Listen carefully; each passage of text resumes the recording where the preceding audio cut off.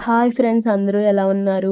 మేము హైదరాబాద్ వెళ్ళాం. అక్కడికి వెళ్ళి ఏమేమి చూసామన్నది ఆల్రెడీ కొన్ని వీడియోస్ అయితే పోస్ట్ చేశాను కదా! దానికి సంబంధించిన వీడియోస్‌లో ఇది లాస్ట్ వీడియో. మేము ఇక్కడికి భీమవరం వచ్చేసేటప్పుడు ముందు రోజు ఎక్కడికి వెళ్ళాం, ఏమేమి చూసామన్నది ఈ వ్లాగ్‌లో చెప్తాను. మేము ఎక్కడికి వెళ్ళామంటే ట్యాంక్ బండ్ దగ్గరికైతే వెళ్ళాం. మా వదిన వాళ్ళ ఇంటి దగ్గర ఉన్నామని చెప్పాను కదా! అక్కడి నుంచి ట్యాంక్ బండ్ దగ్గరికి వెళ్ళాం. అక్కడికి వెళ్ళాక బాగా పెద్ద వానైతే స్టార్ట్ అయిపోయింది. మేము బయలుదేరింది 1:30 ఆ టయానికి. రూట్ మ్యాప్ చూసుకొని అలా వెళ్ళేటప్పటికి అలా సాయంత్రం అయితే అయింది. ఒక 3:30 అలా అయితే అయ్యింది. అక్కడ ఇంకా బాగా పెద్ద వానైతే స్టార్ట్ అయిపోయింది. మేమేమనుకున్నామంటే అక్కడే ఎన్టీఆర్ గార్డెన్ ఉంటది కదా! ట్యాంక్ బండ్ ఈ 2 కవర్ చేయొచ్చు అని అయితే అనుకున్నాం. దాని చుట్టుపక్కలే ఇంకా దగ్గర దగ్గర ఉన్నాయి కూడా అలా చూపించొచ్చు అని అయితే అనుకున్నాం. కాకపోతే అక్కడ బాగా పెద్ద వాన స్టార్ట్ అవుతుల్లోకి మేమనుకున్న ప్లాన్ అంతా క్యాన్సిల్ అయ్యింది. ఇక దగ్గరలో ప్రసాద్ ఐమాక్స్ ఉందని చెప్పంటే వాన పడుతుంది కదా అని ఇంకా అక్కడికైతే వెళ్ళాం. అక్కడికి వెళ్ళగానే టాయ్ ట్రైన్ ఉంది కదా! అది ఎక్కుతానన్నాడు హన్వేష్. హన్వేష్‌ని ఎక్కిస్తేనేమో నిహాన్ ఏడ్చాడని చెప్పి ఇక దింపేసి హన్వేష్‌ని ఒక్కడినే ఎక్కమంటే ఎక్కాడనమాట. 3 రౌండ్స్ ఏసి అది దింపేసింది. అది దిగాక ఇక్కడ టర్కీ ఐస్ క్రీమ్ ఈ ఆడిస్తా ఇస్తారు కదా! అక్కడికైతే వచ్చాడు.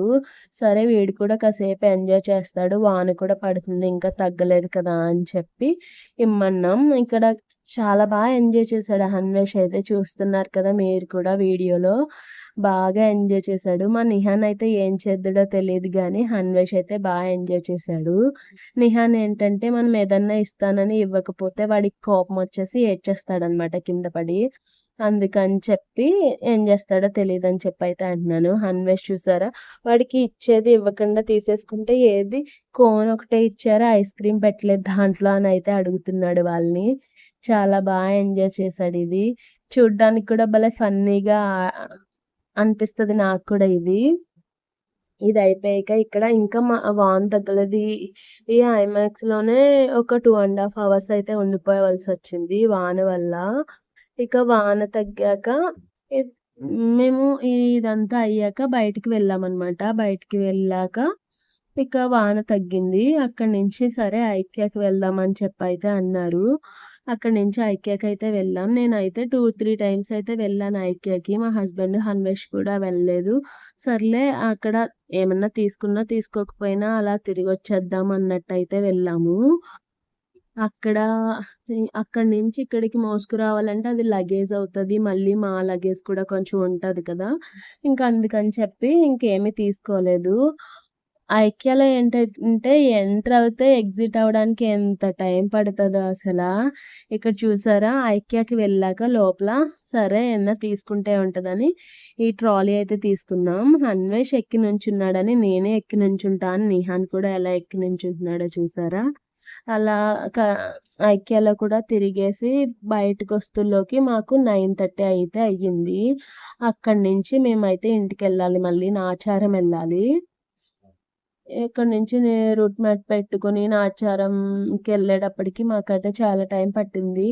11 అయిపోయినట్టుంది ఆల్మోస్ట్. ఇంకా సరే అప్పుడు ఆ రోజు నైట్ మళ్ళీ పడుకొని ఇంకా మా అక్క వాళ్ళ ఇంటికెళ్ళేదనమాట. మా అక్క వాళ్ళ ఇంటికి కూడా వెళ్ళి కనిపిచ్చేసి ఆ రో సండే నైట్ బయలుదేరిపోదాం అని చెప్పైతే అనుకుని మేము నెక్స్ట్ డే మా అక్క వాళ్ళు ఇంటికైతే బయలుదేరాం. మా అక్క వాళ్ళు ఉండేది బాచుపల్లిలో ఉంటారనమాట.